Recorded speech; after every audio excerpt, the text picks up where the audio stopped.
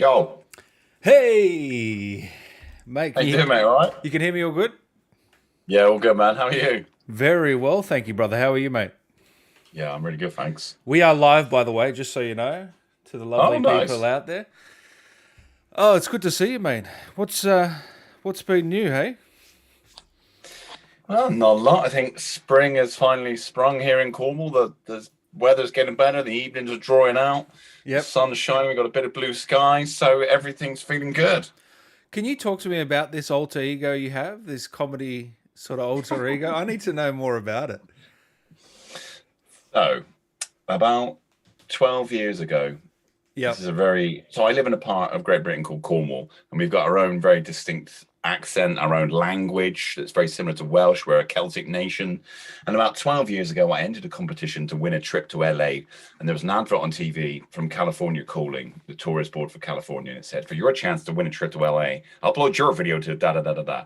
And I did a parody of their video, which had like Jack Nicholson in. And it started with their video was people in California thinks people think life in California is all fun and games. Then it would cut to Jack, but it's actually really serious business. And it would go somewhere else. So I did a parody where I just did a Cornish one where we've got a bit like, Oh, a bit like Australia, we've got golden beaches, all that, but bit wonkier weather. And I just did people think life in Cornwall's all fun and games. So I did that, won the trip, got back. People were like, you've got to make more videos, made more videos. Someone said, do a stand-up gig. And I did a stand-up gig, and the rest is history. really? And you've been going for the last 12 years with that? Yeah, 12 years. And like before that, to be fair, I acted when I was younger. And then and then yeah, I did a film that came out in 2019 that blew up quite big, which Bait, yeah. led to yeah, bait, yeah, which led to quite a few more opportunities. Was Bait a comedy? Well, I thought that was more of a serious role. Yeah, it was serious. Yeah, it was very, very serious. But like a lot of things in life, comedy and tragedy are quite close together. So Hmm. it was a tragedy, but there's also some really funny stuff as well. So unintentionally, the first time we watched the film was with the cast and crew, and because we all knew the film, we all sat in sort of silence, just in awe. And then the second time I saw it was at a film festival in Berlin, and the audience just roared the whole way through, and we were like, "No way! It's actually really funny." And That must be yeah, nerve wracking going in for the first time with an audience, and you're yeah, hoping that they respond well, you know? yeah, really nerve wracking.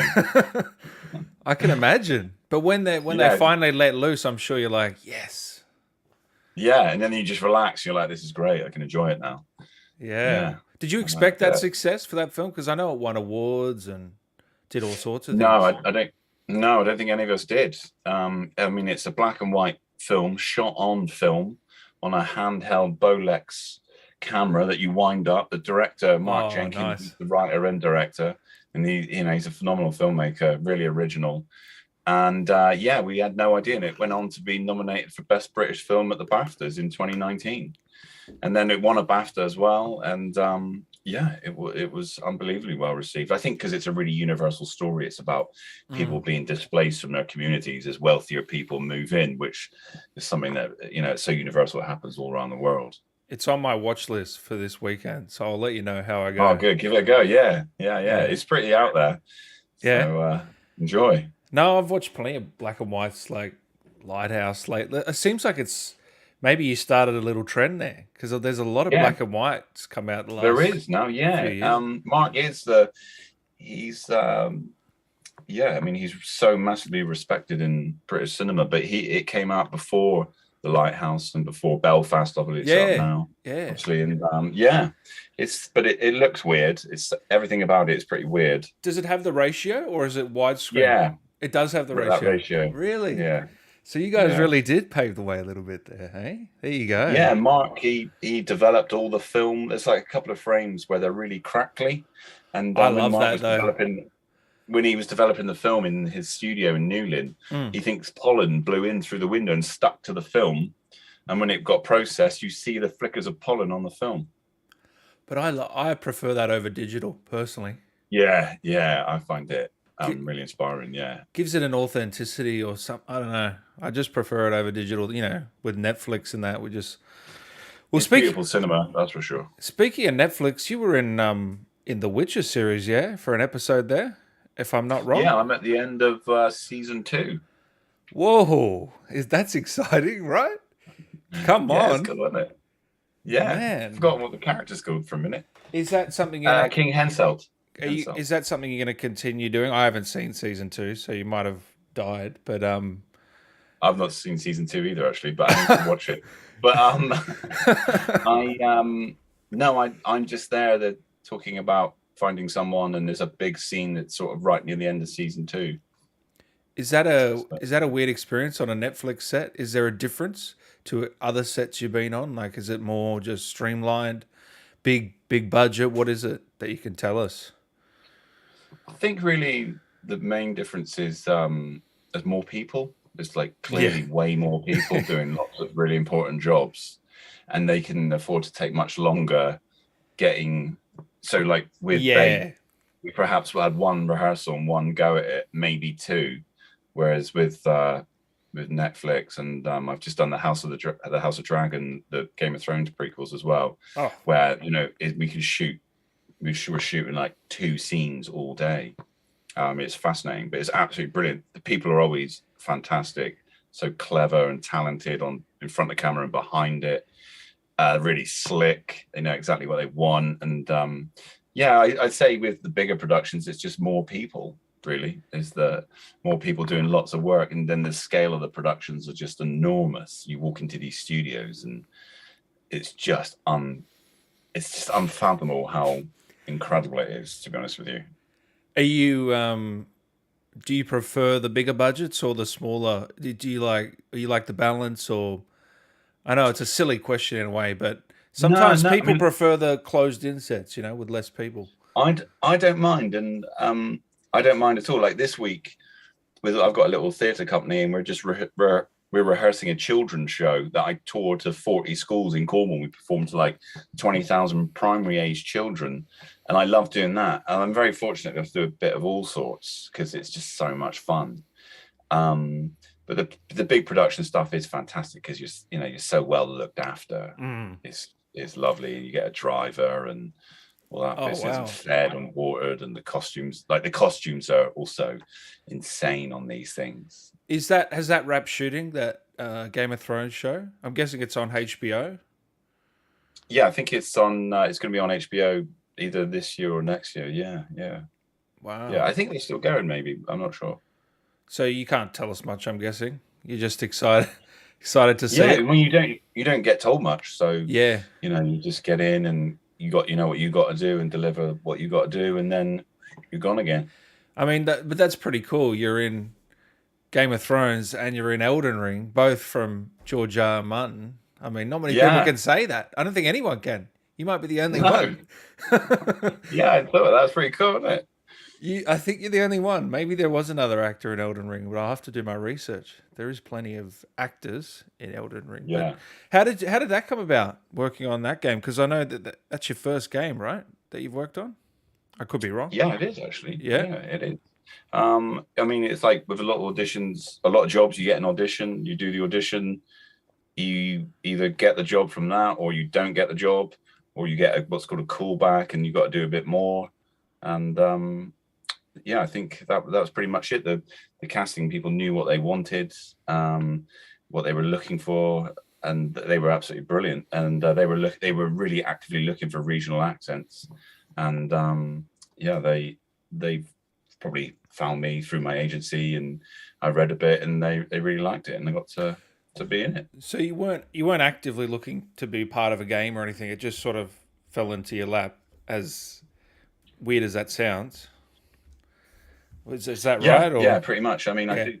Yeah. I mean, as actors, we're always looking for the next job. And hope it's a really cool one. And this is a really cool one.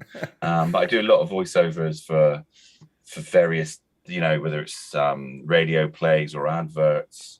But yeah, no, I really enjoyed it though. So I was excited to do it, and was absolutely honoured to play that part. What's the last game you played? Video game. Yeah. So the last game I played is pretty much the first game I played. Yeah. So I've got one favorite game. I'm not interested in gaming particularly, but I've got one game I love. So you can guess what it is. How long ago are we talking? Well, how long ago did I play it? I don't Last know. night. Oh, really? Yeah. Okay. Me and my boy play it. We're big fans of Minecraft? it. No, but my boy plays that, and my daughter, they play that a lot. I don't get Minecraft. There's only one video game I get. Fortnite. Nope. Roblox. Nah, it's Battlefront. Battlefront. Oh. Yes. Wow. Okay. I'm quite addicted to it, actually. We play it every night for like at least an hour, and good on you. we tear it up on there. But Battlefront 1, not 2. Battlefront 1. Mate, clearly want to make that public. Yeah, my boy loves 2, but Yeah. I think Battlefront 1's better. I do too. Oh, good. Are you a Star Wars fan, like nerd, or is that just something you guys like to do together? Yeah, we love Star Wars. Yeah, me and my son, we absolutely love Star Wars. We watch all the films, obviously the spin-offs, the animated stuff. What did you think of the last three main films? Were you on the fan side, or were you a bit disappointed? Where were you? I was I mean, got my lightsaber here. Oh yes. Oh wow. Is it good? I can see a bit of shades of. There we go. Yeah. I love that. I mean, my favorite Star Wars film in the end is Rogue One. I love Rogue One. I was brought up on obviously the originals. I kind of like when I sat down and watched them with my son, you know, who grew up with the prequels. As films for the family, they were really enjoyable, but I had to kind of look past how I felt about the originals, and I think I needed to do the same with the last 3.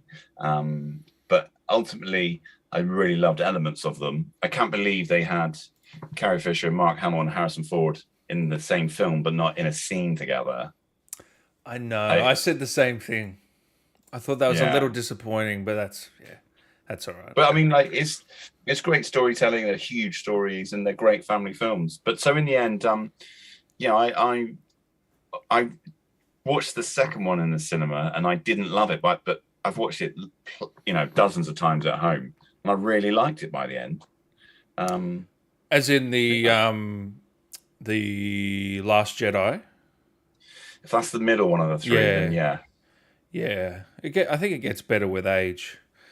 Yeah, and like I say, they're great films to watch with your kids and enjoy. And I do. And then again with the prequels, there's just tons of that's really enjoyable. But yeah, I'm a big fan of Rogue One. I do. I think Rogue One's fantastic. I think besides the originals, Rogue One for sure. I'm with you. Yeah. How old's your son? Is he going to be able to play Elden Ring anytime soon, or is he a bit young? He's 15. Okay. He's here now listening and I'm watching. He's followed you on Instagram for a while. Oh, so, good man. Yeah. So I'm not sure if we're into those big map. Is it like a huge game that's across? Yeah. But I'm sure we will get around to it. Definitely. So we've got an old Xbox. We need to upgrade. So you haven't even seen your work in this game yet, have you? Only on YouTube. Oh, okay. So you have looked up Godfrey scenes and all that. You've seen a bit of this. And seen a bit of that. What was your reaction? Yeah, I thought it was great. Because this game's sold over 10 million, right? So it's insane, isn't it? Best-selling game of the year, highest rated game of the last 5 or so years, or however long. 96 out of 100 Metacritic. People are loving it everywhere. So and and some people just don't know, do they? It's just no. I mean, it's huge. Yeah. Like the character I play, is he a final boss of some sort or something? Did someone say or? Like he's one of the big main bosses there. Yeah, for sure. He kicked my ass a few times. That's for sure. Really? Can you beat him now? Oh yeah, breeze through him. Oh yeah, mate. Yeah, mate. Yeah, mate. No worries. So, amazing. Do you remember doing the voice lines for that? in terms of Yeah. what direction they gave you? Did you have the voice straight away? How did that all go? Yeah, I think I remember it vividly. It's a fantastic studio in London called Liquid Violet, and they produce all the audio stuff. And yeah, I did 2 or 3 sessions, and yeah, you just sort of jump in, and like a lot of things in the booth, there's quite a few people watching, like various, loads of different people from the creative team, and they've got their input. So we were changing little bits of text as we were going, or they were, which is great. But yeah, you're kind of getting your lines and reading through it, and I was kind of reading on, and one of the lines was Godfrey gets stabbed in the ribs, dropped to knee, and groans. And then I was like, oh no, how am I going to do that? So in the booth, in the booth, and then like the big roar, like literally that you can see it coming. Like there's only one way to do it, and that is just give absolutely everything to just see what it comes out. But I guess when you're doing the roar, you're not up this close to the mic, are you? You're a bit. Nah, you're like I did it. I think I ripped my shirt off, and no, I didn't. But I did, do the whole thing and. Yeah, shirt came off, muscles were bulging. They got the photos and they're like, "That's our Godfrey." Yeah, and I heard that you worked with you've got a pet lion now as a way to get into the role, right? What? I'm only joking. Godfrey's. Okay. I don't know if you've seen. He's got a like a lion as a part of his. Yeah. Yeah, I have seen that. It's a pretty cool design. Unbelievable, isn't it? Yeah. I remember when you were recording and someone says, "Oh, we'll show you a little bit so you can see what he looks like." And that's when I was like, "This is mega. This looks incredible." So they did show you before you got to record. They showed you what. Yeah, but he didn't look like he looks now. He has changed a bit. Oh, okay. Yeah, right. But I mean, it's kind of funny. Like my girlfriend lives in London, and she was walking down like Leicester Square with her mum, and the character I'm playing is on the big screen, and she's like, "Oh, look, there's Ed up there." Look. So, wow, it's crazy. So, did the voice just come naturally? Like, you could do the voice right now, or did you have to warm up into it, or what? No, I think I just sort of jumped in. Because I can hear that your voice is very deep, just naturally. Yeah, so it's that sort of resonance, that sort of. Put it down there, sort of thing. What was even that? Was it? I can't remember now. No, but, it was that. It was pretty similar to that. Yeah. Yeah. Then we did like. I can listen to it all day. Not to blow smoke up your ass, but I love the voice. It's just so I don't know. Shopping list is Godfrey. I don't know. It's just something about it. It was very, I don't know, visceral is the word I think of. Yeah, I think that's what they were looking for. So. Yeah, hopefully I gave it to him. Have you ever done a voice like that before in anything else you'd done or anything similar? I did an ad for a watch company, and that was quite gravelly, and really? The watches are amazing. They're the best watches in the world. So a little bit of that. Yeah. And then just give it. What was lovely about this was they wanted, my Cornish accent, my lilt to be part of it. So there's just a hint of it. But I think we did a couple of goes until they were like, "That's the one." Yeah. So yeah. And it only took a couple of days to do, I'm guessing. The whole lot. You never you're always recording for not very long, a couple of hours each time, and you're like, I'm doing it. And I'm like, I could do this all day. I could stay in here all day doing this. And when it finishes, I'm like, oh, I want to do more. But they're just so generous with time, and you're really well looked after. And yeah, so I can't remember how many hours it took, but it wasn't loads. Yeah. But yeah, it was good fun. It's one of those industries, the quicker you are, the better for them. Am I wrong? Yeah. Yeah. I always think you want to give people what they want, and you got to offer stuff. Otherwise, if you're not offering anything, then you probably shouldn't be an actor. But you got to say, well, chuck some stuff out there, and you got somewhere to go from them. Oh, yeah. I think you did fantastic. I'd love to see more video games. Maybe Battlefront 3. Hey? Yeah. If they do that. Oh, that would be so cool. Chewy. Oh! Something like that. That's a very good Chewy. I haven't heard a good Chewy like that in a while. We're a big we're big Star Wars fans, man. Wow. Yeah, no, I think you should do more video games, man. That's just me. But I know it's not easy, like you can go, yep, all right, time to do more Let's video do it. games. Well, we'll see what happens. You never know. Yeah, you never know. Let's get some questions here. Anyone in the chat, if you've got any questions for Ed, bring them through. He's my favorite boss fight in the game, and the lore is amazing. That's from Billy. Ultra says, Warrior! I must have been a lion, I'm guessing. It is, yeah. When you turn to the second phase of the fight. I don't know if you remember, but the first fight you're a bit more subdued, and then the second you go a little bit more crazy. He was absolutely postal, isn't he? Warrior. How did you get into Elden Ring? Did he act in games before? I guess we mentioned that earlier. That was your first game, but it came very naturally by the sounds of it. Like you'd done voice work before, so it wasn't it didn't feel like anything new, right? No, it's definitely a very different technique to plays where, you know, when you're doing plays online or audio books, they're all different. There's something a little bit heightened with a video game. It feels like it's not overly natural. So you have to play it unnaturally so it sounds natural on the video game. If that makes any sense whatsoever. There's slightly slower and just a little bit more placed in whatever accent you're doing. But when you're playing the game, it all sounds believable, which is the most important thing. I might be talking out my arse saying that. No. Did you meet the director of the game, Miyazaki? Do you remember him? Yeah, I did. Yeah, he was there. Yeah. You know, he's like royalty in gaming, and you're like, you probably had no idea, let's be honest. So you feel no pressure, but like other people would be probably shitting themselves, you know? Maybe he was super nice. Yeah, real nice guy. And like he had a translator there, so he was speaking through a translator, which was fascinating because often you'd do a bit, you know, tiny bit, and then there would be quite a bit of chat before it got translated and came through to me to do it slightly different. But it's, you know, as an actor, we are people pleasers, so when he's happy and the rest of his team are happy, and you see a thumbs up, you're over the moon. So yeah. It must be a good feeling. Yeah.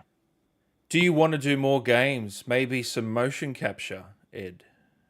Yeah, that would be fun. Have you seen Chewie, maybe? Have you seen the motion capture with the tight suits and all that? Like you've seen that process? Yeah. I've obviously seen Benedict Cumberbatch do it for The Hobbit and all that. Yeah, it would be interesting to do. Definitely.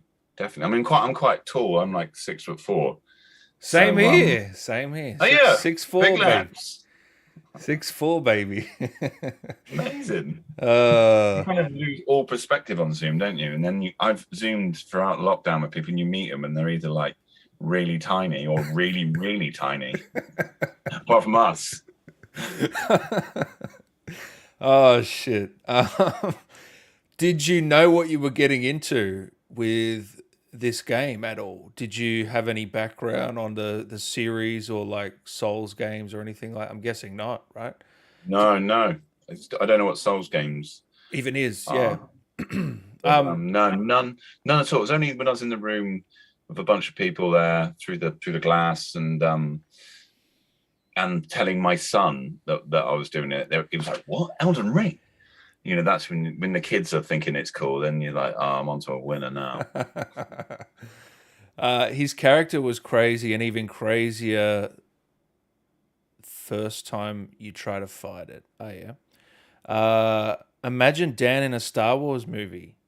I'd probably be a stormtrooper that gets knocked off by Darth Vader. You know, when he comes in Rogue One, I'm one of those stormtroopers that just gets fucked up. But right at the end of Rogue One. Yeah. I'd take that. That would still be cool. I would take that. I'd take that any day of the week. I think, was it Daniel Craig?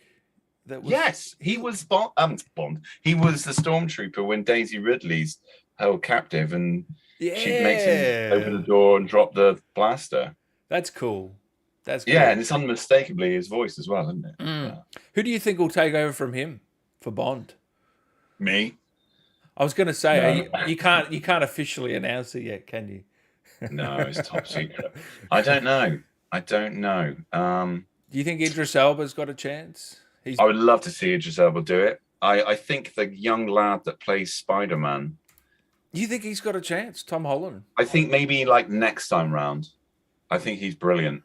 But I'd love to see Idris do it. I think he would be brilliant. What about your boy Henry Cavill? You would have met him on The Witcher or I didn't not? meet him actually. Oh, No, okay. he does a lot of spy stuff already, doesn't he? Yeah. Yeah, he could be a good shout actually, definitely. But I only got into the Bond films when Daniel Craig was Bond. I think he's been phenomenal. He's been good. Casino so Royale, very good film, especially with Mads Mikkelsen as well. I love Mads. Yeah, and Skyfall is fantastic as well. Yeah. I don't know With, which one's my favorite out of those two. I'd have to. No, I think Skyfall just pips it for me because Javier Bardem is so amazing in it. Yeah. But You might be right. But Casino Royale is an absolute belter as well. Who directed Skyfall? It was. It was the English guy that Come did on. 1917. 1917. How do I not know this? Come on, What's he Dan. called? What's he called? His name is Sam Mendes. How can you forget Sam that? Mendes, of course. How can you forget that? American Beauty, Spectre, yeah. Wow. Who's a director you'd love to work with? Is there any? Is it Nolan? Is it Sir Kenneth Branagh? Is it Sam Mendes? Like, is there one that you'd just be like, oh, this is unreal? Yeah, all those guys definitely. I mean, I love Jane Campion as well. The Power of the Dog and the Piano. Yeah, I think she's incredible. Yeah, I think she might win it this year. If she has a chance. yeah, I anyway. think she was. Yeah, I think so. And the guy that directed The Revenant as well. I think he's amazing. Oh yeah. 100%.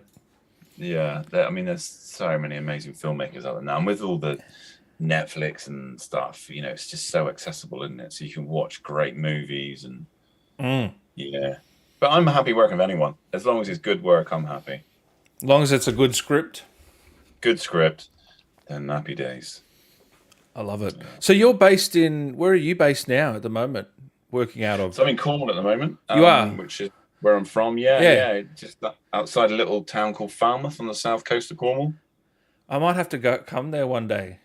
Yeah, where are you? You're in Australia. I'm in Melbourne at the moment. Yeah. Nice. Have you ever been? I've been to, not to Melbourne, but I've been to South Australia, to the Copper Coast, which is like Moonflower and places near Adelaide. For work or for holiday?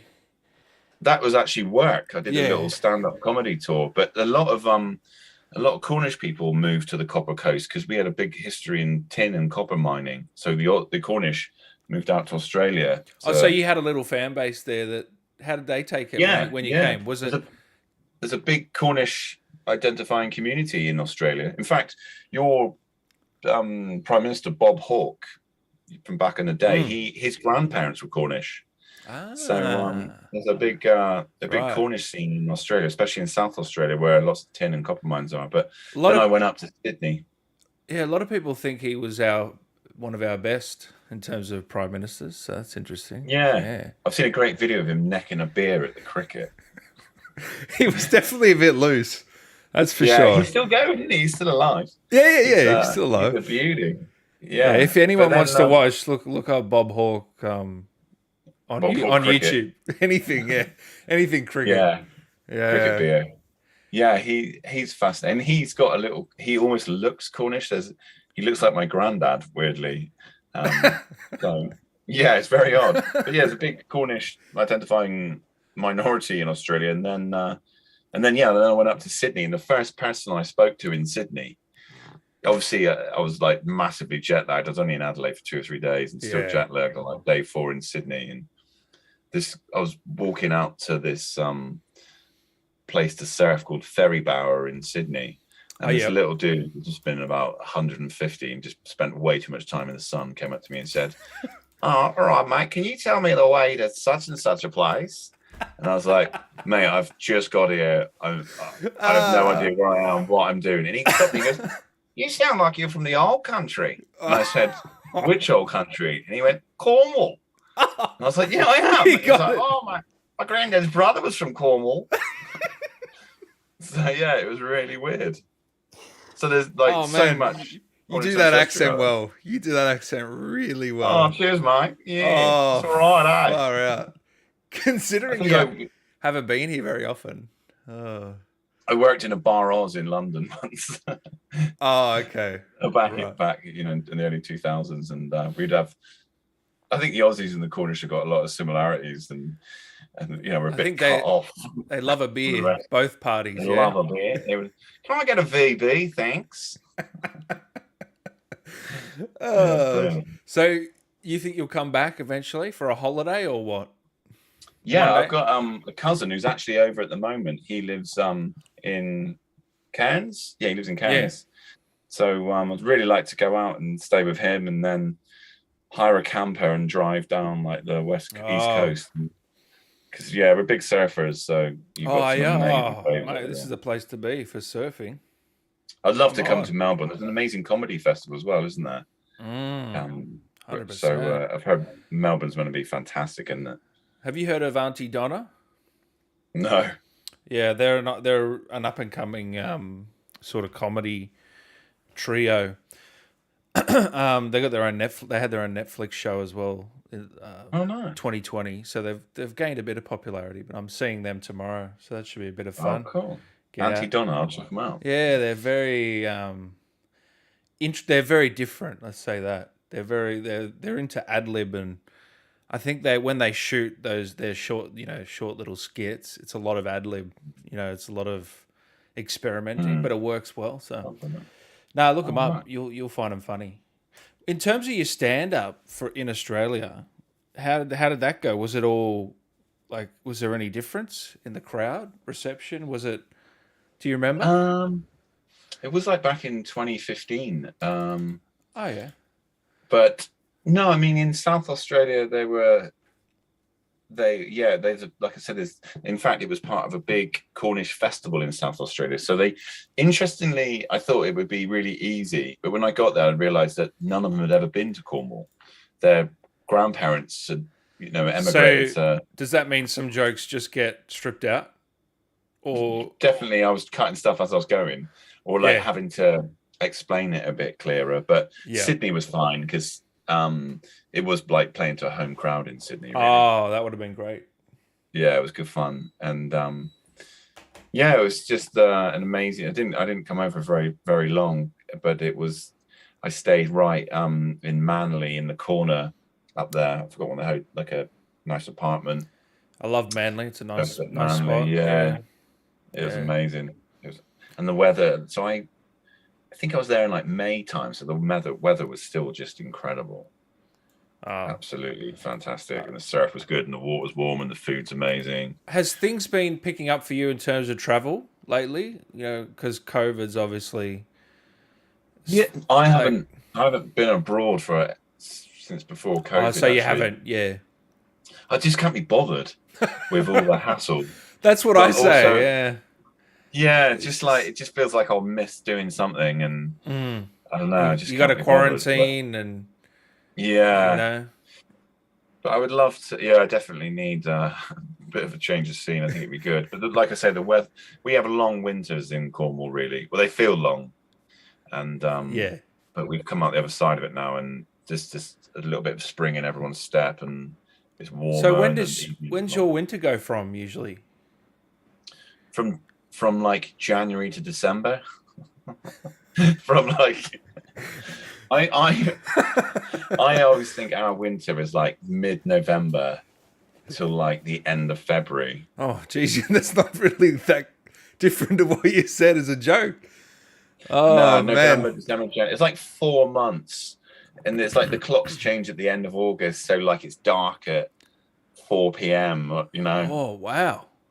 In like November. Are we talking torrential rain here, or are we just talking cold all the time? It's not that cold. Just we in Cornwall, because we stick into the Atlantic, we get the brunt of all the rubbish weather. So when it does rain in Cornwall, it can sort of stick around for like 3 or 4 days or longer. So it will just rain and be really grey and Right. what we call it mizzle. It's a mixture of mist and drizzle. So it's like, well, it's misty and drizzly, and like you just get wet, and it doesn't even feel wet. But we can, in November, the Cornish language word for November is Mizdu, which is the black month, and it's just dark. But what I love about Cornwall is, and the British Isles, I guess, is the seasons. It's nice having variety. But by the time you're winter, you're ready for a bit of spring. It doesn't snow, does it, there? Or it does? Not very often. No. We had snow 3 or 4 years ago, and we've had some. Yeah, actually, it was about 20. It was 20. What are we now? 22. It was like 2019. Yeah. 2017. It really snowed. Ah. So it's like 5 years ago. Yeah. Really? So it's just we sort had of randomly. Yeah, it's like got stuck in the car, walked home, but loved the drama. So is your son getting into acting? Like, is that something you think he'll want to do, or is he going off a different direction, you reckon? No, he's not interested in going in acting. But when I do audition tapes, he reads with me, and so does my daughter, and they're both brilliant. My daughter, that's good. Yeah, it's great. My daughter's doing music at college, so she's hoping to go off to university to do music. But Percy, my son here, he's a big fan of stories and storytelling. So, I could see him being a writer or something like that, maybe. What about a YouTuber? YouTuber? Oh, we got a maybe. Okay. There you go. Yeah. Ultra here says, I don't know if you'll be able to answer this. Let me know if you can't. What was Godfrey doing during the Long March? What did he fight, and how did he remain obscure for that long? Does that make any sense to you, Ed? He was just living his best life. He was at home. He's a single dad. He was at home with the kids. His wife was slain in a battle. And he was his own, like doing the school run. Yeah. Pack lunches. He was a Battlefront fan, I heard as well. Yeah. Yeah, he was at home playing Battlefront. No. I don't know if any of the actors get that sort of backstory, Ultra, when they're doing it. I think you guys just get your script and maybe a bit of backstory, and that's also, about it, really. I know a couple of the actors in it, actually. That we worked together, or one of them was another Cornish lad. A couple of Cornish lads. One of them was called Calvin Dean. Is called Calvin Dean. Yeah, I'm getting him on in a few days. Yeah. Oh, nice. Yeah. Calvin's a beauty. We've just done a little job together here in Cornwall for the BBC, and oh, nice. Yeah, he's an absolute beaut. Calvin is. Yeah. Have you heard his voice? And he's pretty out there. His character in this game. No, I haven't. I'll Google it and I'll listen. He's like, I don't know, like he's like this creature. I don't know what he is though. It's like, I don't know. He's like some sort of creature, maybe like a rat or something. And he's just bizarre what he's able to do. It's just great performance. But he's a really good actor. Who else did you say you knew from the cast? I know a guy called Paddy in it, who I work with quite a bit.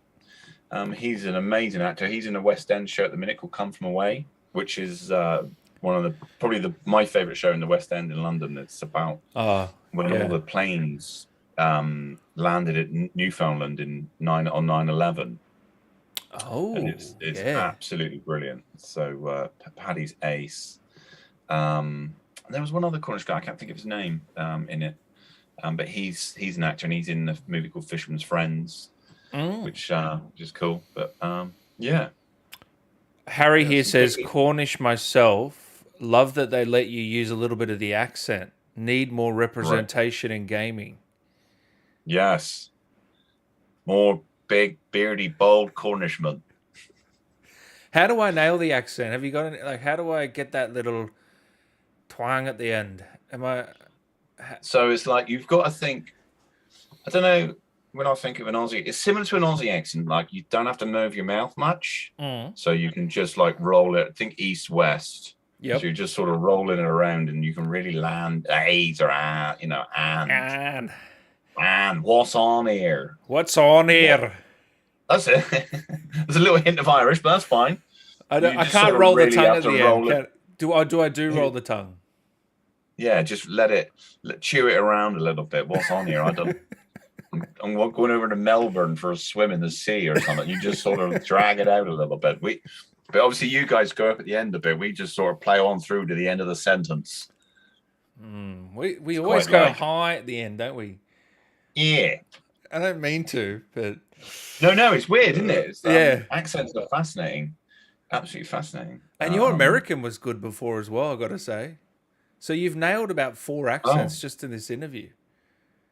Yeah. That's not an easy thing to do. That's not an easy thing to do. Is Edward a Lord of the Rings fan? Yeah. Yeah? Yeah, I am. I love those films and love the books growing up. Yeah, we watched them all recently actually, and I'm really looking forward to the Amazon series.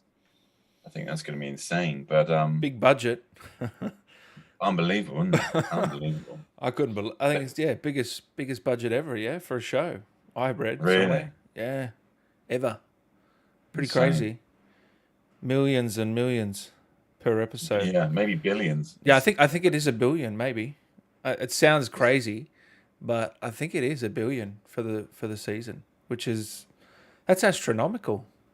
Have you seen the trailer on anywhere? I have seen the trailer. I'm still a little bit skeptical. Definitely going to watch it. Like there's no doubt. Yeah, but they filmed that trailer. They didn't. It's not animated or anything. They shot that. I know. Yeah. Mad, isn't it? Mad. Yeah. Is that a show you'd love to be a part of? I'm guessing. Yeah, at 6'4", I'd make a cracking hobbit.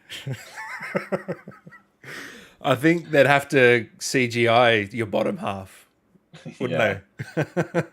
Yeah, I'm a massive fan. But I mean, they've done quite a lot now in it over the years. What is there a Lord of the Rings video game?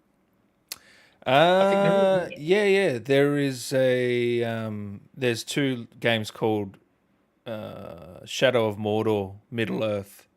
So they're a bit different. But there's always Lord of the Rings games. Property like that, they're always churning them out. But we'll have to get one. Give it a go. So is there any upcoming projects that you can talk about with us that anyone might be interested in, mate? Not really. At least you're honest. No, I've done that thing where I've been really, really busy, but the end's in sight. So in about 6 weeks, I haven't got masses on, but you're doing our little children's show, which is all about history and heritage in Cornwall, and yep.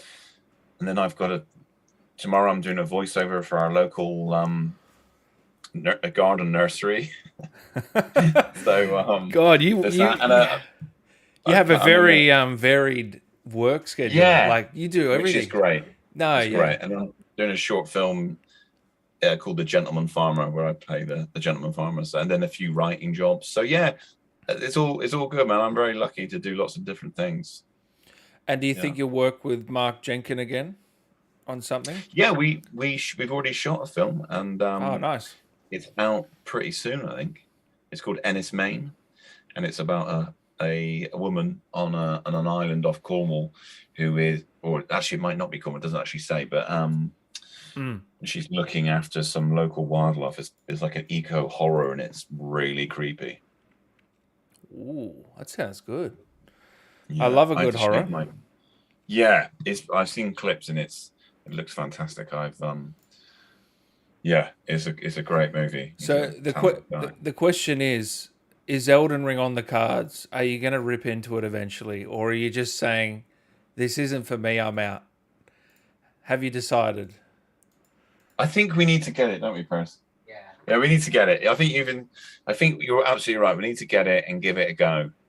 You might get your ass handed to you in the first few hours, but if you push through, you'll enjoy it. What's the secret? The secret is what's the secret? I don't think there is a secret. That's the problem. I wish there was a secret. I think that everyone wishes there was. I have, yeah. Have you? I do this full time, so I've played like hundreds of hours. So I've finished it, and I've done 100 videos on it and all that. But really, most people haven't finished it because it is that big. And it's So only what do you do now then? Do you go back and play it again? yeah, there's lots to discover, mate. It's a huge world. Like there's so much to do. It's crazy. But Mm. yeah, I mean, no, I recommend it, but it isn't. Yeah, I mean, it will kick your ass a little bit there, but Yeah. even if you don't, it's good to just try it. You know, being your Yeah. first game that you're in, there's never going to be a first again, is there? No, I tell you what, I think why we haven't got it yet is we've got a local video game shop called called Stan's Games in Falmouth, and I really want to go in there and buy it with Percy and be like, what's this game like then? Who's this guy in the front? And I think we've just not found the time to go and get it, and but we love going down in that shop. There's always like loads of comics and video games, like secondhand ones that we get and never play again. So we'll go down and make a meal of it, I think, and treat ourselves. Good on you. Yeah. Anything you wanted to say to the fans of the game or fans of yourself? Anything quickly? Oh no, just that are watching. Warrior. No. Thanks for all the lovely comments. Thank you so much for asking me to be on your show, man, as well. Pleasure, man. And yeah. Thanks. I hope everyone enjoys it. I did a good job. Yeah, it's crazy. Like people will be watching this from years from now after beating the game finally. So they'll say, "I can't believe he's James Bond now." Isn't he Godfrey in Elden Ring? You never know. You never know. Hey. Quickly, is there anything Godfrey can say to Dan as we wrap this one up? Is there anything like, let's pretend I'm coming in, we're about to face to face, we're about to fight. What would Godfrey say to Dan, you reckon? Oh man, he would say probably something like, before I hand you your ass, would you like a cup of tea? Yeah, sure. Thank you, Godfrey. Yeah. Could you pack my lunch as well? We're going to go and get it this weekend. We're going to get it, and I'm going to let you know what we think. Oh, please do, mate. No, it's been an absolute pleasure to have you, mate. And say hi to your son and your kids and everything. And I hope everything's well. And I wish you continued success, mate. Thank you, Dan. That's very kind of you. And thanks so much for having me on. And if I ever make it over to your way, I'll give you a shout and make sure you do the same if you ever make it to Cornwall. 100%, mate. Or even within 100 miles of Cornwall. I appreciate it's a long way. No, I do want to get down there eventually. 100%. Yeah. Guys, make sure you follow Ed as well over on Twitter and Instagram. The links are in the description. And thank you so much, mate. I will talk to you soon. Have a lovely night. Take care, mate. Thanks, dude. Lovely to meet you. Take care, man. Take care, mate. Cheers. The greatest interviewer of all time, Dan Allen Gaming. If there's one podcast you want to hear this year, it's Dan Allen Gaming. Dan, we've got a job to do. Mr. Allen, I've been waiting for you, Mr. Dan Allen. Anyone who's anyone has heard of the likes of you, especially your YouTube channel. It's amazingly entertaining. Good job. This is Geralt of Rivia, and you're watching Dan Allen Gaming. Yeah. This is Agent 47. Subscribe to Dan Allen Gaming. He's a great guy. I always knew we were destined for something great to happen. A lot of people want to change their cards, not me. I like the hand we've been dealt. I'm gonna come find you, little man thing. Dan, I knew you'd love me. Come on now, just a little taste. Dan Allen Gaming. He's a lovely boy. Super Dan, you number one. Woohoo! This is Colt calling out to Dan the Animal Allen. I'm gonna break this fucking loop, or I'm gonna break your neck. You're watching Dan Allen Gaming, and you're going to regret it. Dan, you and I are gonna take back the universe for humanity. We're having a problem with Metal Gear, and I need your help. so contact me by codec, damn it. Dan Allen! You and I, going dark, now! Are you being cheeky, Dan? I'd like to keep this for close encounters. Tune into Dan Allen Gaming, or else I'm coming after you. You're fucking down. I've been interviewed by Dan Allen of Dan Allen Gaming. Not to be mistaken for Van Allen. You know the belts? No, not the same guy. Not even related. Okay, Jackie out. All the best to you. Just don't cross me. Dan Allen Gaming, you have got to be one of the best things to come out of Australia. Did you know that? You and me, we would have been unstoppable. Anyways, Outlaws for life, partner. Your face, your ass, what's the difference? It's okay, Dan. I know you didn't mean to hurt me. But you shouldn't have done that. It fucking hurts! Let's find out if Dan Allen Gaming really is the best fucking show in town. Damn! You eat babies! Everybody knows that!